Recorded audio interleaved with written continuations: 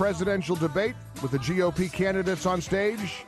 This is the man who will be front and center, Donald Trump, 2016 Republican presidential candidate, and again, front-running presidential candidate. Mr. Trump, I really appreciate you joining us today here on the Mike Gallagher Show. How are you? It's my honor, Mike. Great to be with you. It's great to hear your voice. You know, I want to dive right into something Chris Ruddy wrote at Newsmax about you the other day, Donald Trump and free speech.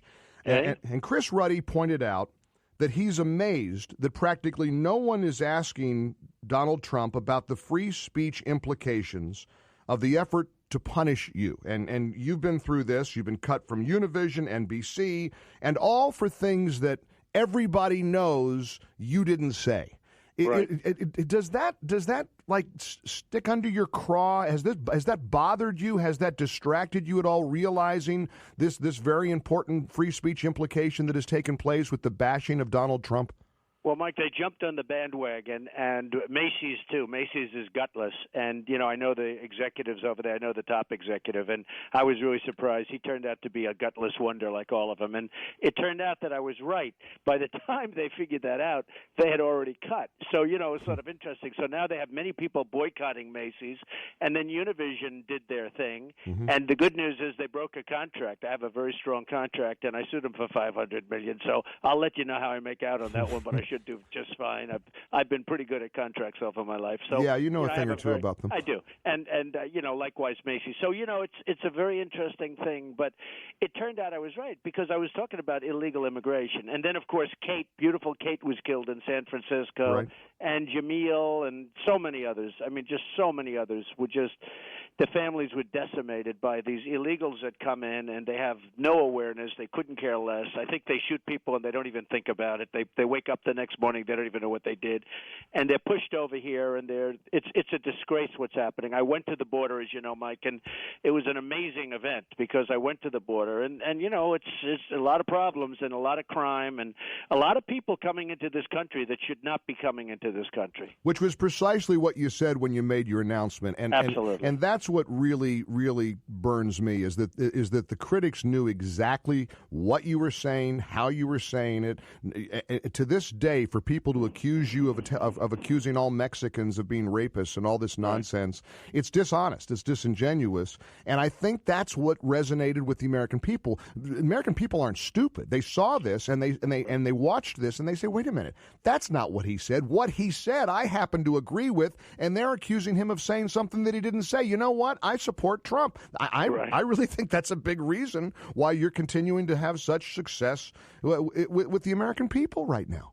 Well, your world and this world of politics is crazy because when I made the statement, I knew I said the right thing, but you know, it wasn't portrayed right. For instance, they'd give a half a sentence. They show it on television mm-hmm. as a half of my sentence. Mm-hmm. Or they'd leave out the two sentences that followed. And, you know, it doesn't read well. And I said, boy, am I going to get killed in the next poll. And instead I went way up. So, you know, it's really an interesting thing. The truth is the American people really are smart. They get it. The press is very dishonest. Not all of it, but a lot of it. And this political press is brutal.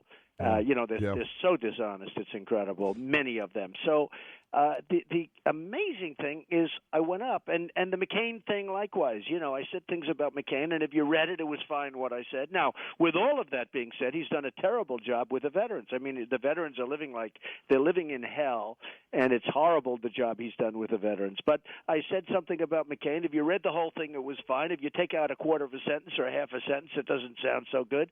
But after you said it, my phone lines were flooded with people, with veterans from all over the country who were saying, thank goodness somebody's finally calling out Senator McCain and the lack of action that has been demonstrated to our veterans. And he hasn't helped. And again, he's been terrible. He's been terrible. And you led the way on that. Let's talk a little bit about the issue of respect. You've said that over and over again. Treat me with respect, and we'll play nice here. And I'm starting to notice the people who were trashing you and thrashing your name and tearing you down.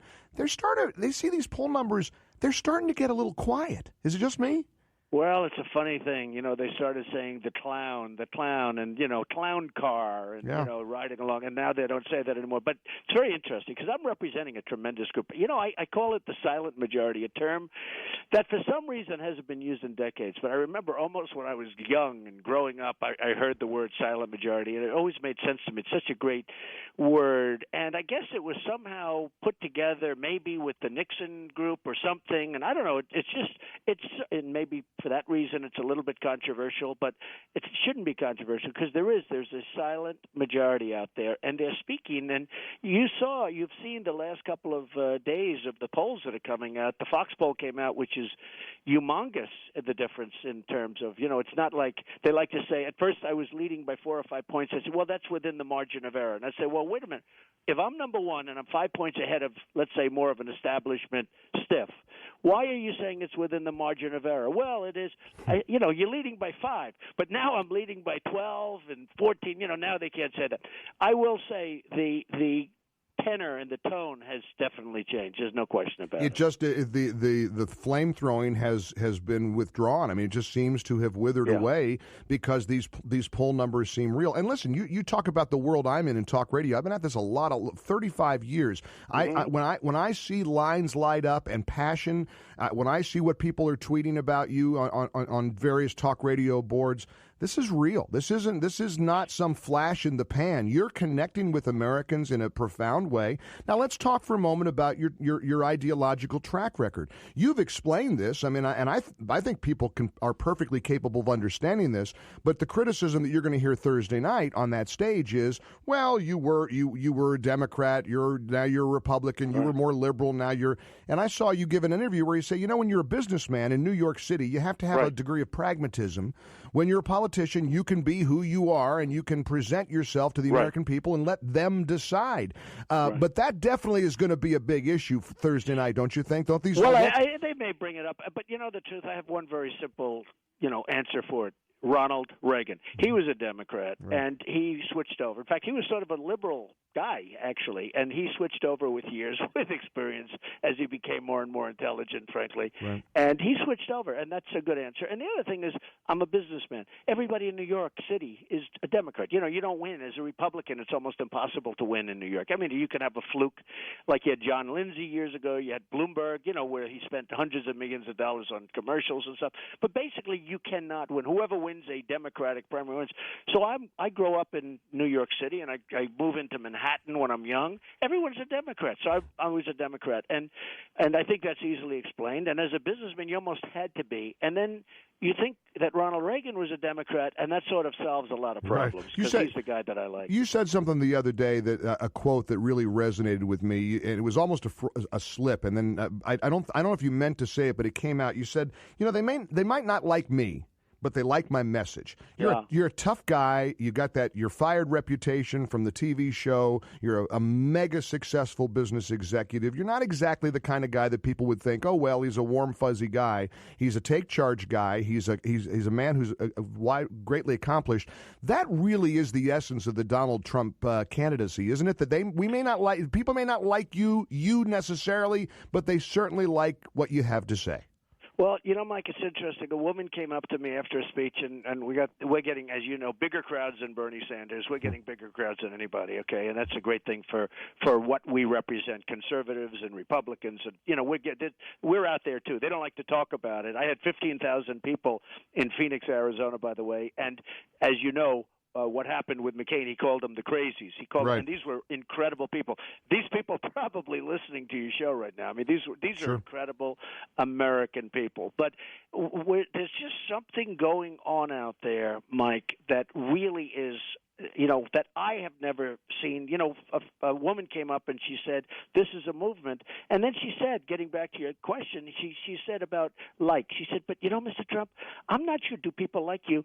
I think you're a nice person, but people don't know that. I said, well, I hope I am, and I do love giving and everything else. But I tell you, I don't think this is about being a nice person this time. I think they're tired of the nice people. I think they're tired of niceness.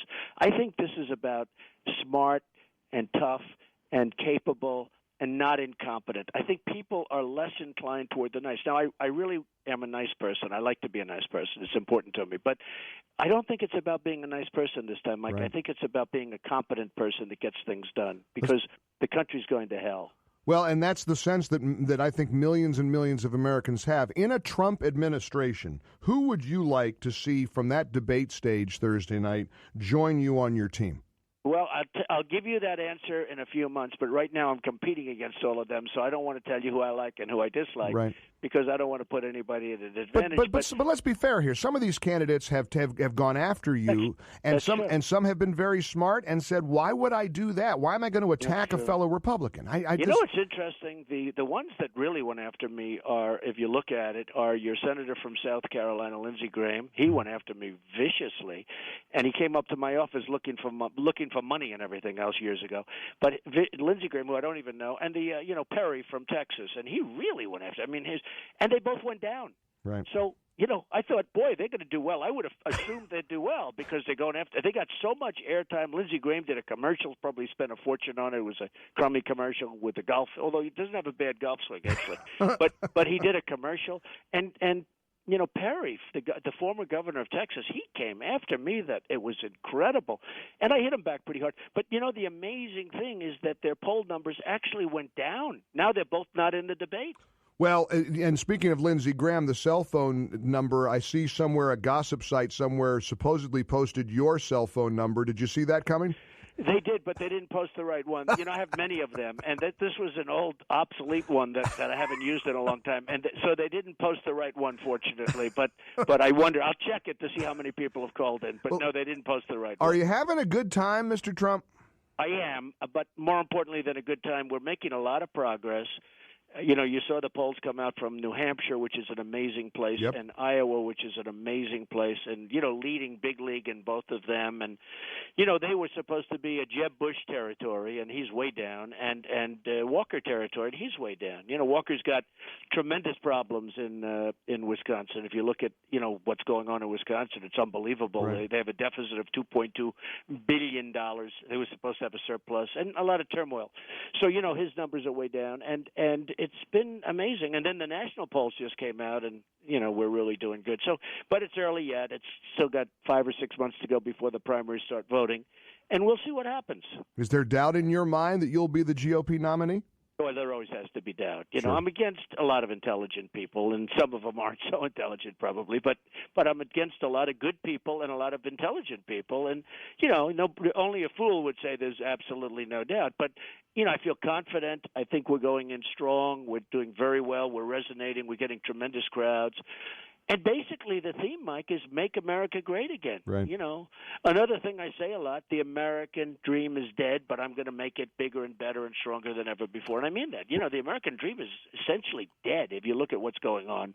And we're going to bring it back. And you're sort of, frankly, you're the embodiment of the American dream. A lot of people are so grateful, and I'm one of them, to finally have somebody not act ashamed that they've achieved success. It just fascinates me the way the left does this. Yeah, Mitt Romney let us down. That was an election that should have been won, and he let us down. And I guess there were reasons for it, but for some reason he went hiding the last month of that campaign, and something bad happened. But that was an election that should have been won. We have 4 more years of this guy, and he's been a disaster. I'll tell you what, Obama is a disaster. So if I win, you're going to be a very happy guy because we're going to bring this whole thing back, and the country's going to be great again, and that's what I want to do. Well, obviously, the final question, the third-party factor is a big factor. I heard a friend and colleague of mine, Hugh Hewitt, practically beg you not to go third party. I was listening, and I thought, no. You don't tell Donald Trump. I love Hugh, and I respect many of the people. I do too. I have a lot of respect. He's for him, a great guy, but I'm sorry. I think you sort of know what you're doing. I'm not sure any of us are in a position to give you advice.